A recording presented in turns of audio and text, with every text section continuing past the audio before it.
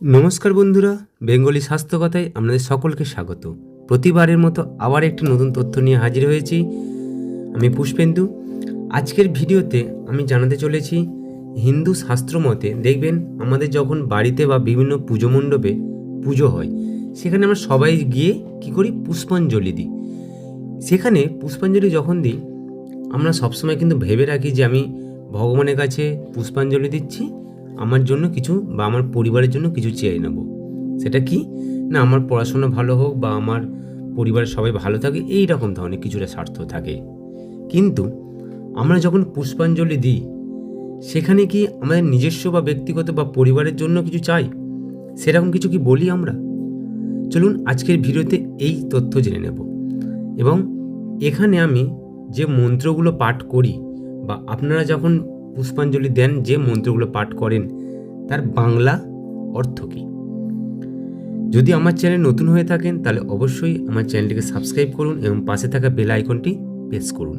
এবং আমার চ্যানেলে যদি আপনারা সাবস্ক্রাইবার হয়ে থাকেন তাহলে অবশ্যই এই ভিডিওগুলিকে শেয়ার করবেন। আমরা দেখবেন সকলের প্রথমে আমরা যে মন্ত্রগুলো বলি, সেটা সর্বমঙ্গলা মঙ্গলে শিবে সর্বাত্ম সাধিকে শরণ্যে ত্রম্বকে গৌরী নারায়ণী নমস্তুতে। অর্থাৎ সকলের মঙ্গলের জন্য, সর্বমঙ্গলা সকলের মঙ্গলের জন্য আমরা পুষ্পাঞ্জলি দিই। এখানে কিন্তু নিজেদের জন্য বা নিজের পরিবারের জন্য কেবল নয়, আরও বড় বিস্তার। এখানে বলছে সর্বমঙ্গলা মঙ্গলে শিবে সর্বার্থ সাধিকে শরণ্যে ত্রম্বকে গৌরী নারায়ণী নমস্তুতে। এখানে ত্রম্বক মানে হচ্ছে 3 চোখ বিশিষ্ট যে নারী বা যে ব্যক্তির 3টি চোখ আছে তাকে ত্রম্বক বলা হয়। এবং দেখবেন অপবিত্র পবিত্র বা সর্বাবস্থাঙ্গত বিভাগ, অর্থাৎ অপবিত্র পবিত্র বা তুমি পবিত্র হও বা তুমি অপবিত্র হও। সর্বাবস্থাঙ্গত বিভাগ অর্থাৎ তার সব কিছু ভুলে যাও, তুমি পবিত্র হও বা অপবিত্র হও, যা আছে সব কিছু তুমি ত্যাগ করো, সব কিছু তুমি সেই মুহূর্তে সব ভুলে যাও।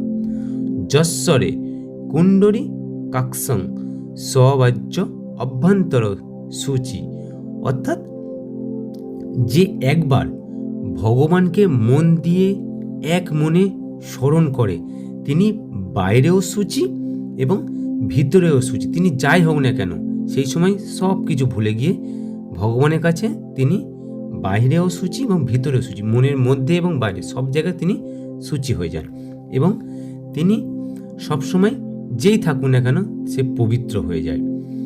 তাই আমরা এখানে বলি, দেখুন যখন পুষ্পাঞ্জলি দেওয়া হয়, সর্বমঙ্গলা মঙ্গলে শিবে সর্বার্থ সাধিকে শরণ্যে ত্রম্বকে গৌরী নারায়ণী নমস্তুতে।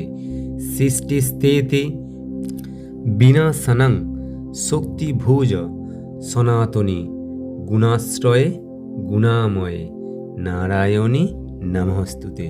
শরণাগত দীনাত্ম পরিত্রাণাং পরায়ণে সর্বরাত্রে হরে দেবী নারায়ণী নমস্তুতে। মানে আমার যা আত্রি আছে, যা চাওয়া আছে, সব কিছু তুমি হরণ করো। অপবিত্র পবিত্র বা সর্বাবস্থাং গতঃ বিভাগ যশ্বরে কুণ্ডরিকাক্ষ স্ববাজ্য অভ্যন্তর সূচি।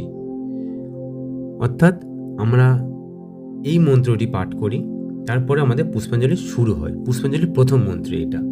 এবং দেখবেন, আশা করি এই মন্ত্রটির সাথে সবাই কম বেশিভাবে জড়িয়ে মনে আছে অনেকেরই। তো আজকের ভিডিওতে আমি এটুকুই জানালাম। পরের ভিডিওতে আরও অনেক তথ্য দিয়ে নিয়ে হাজির হইব। তো এই ভিডিওটি যদি ভালো লেগে থাকে সবাইয়ের কাছে, অবশ্যই আমার কমেন্ট করে জানাবেন কেমন হয়েছে।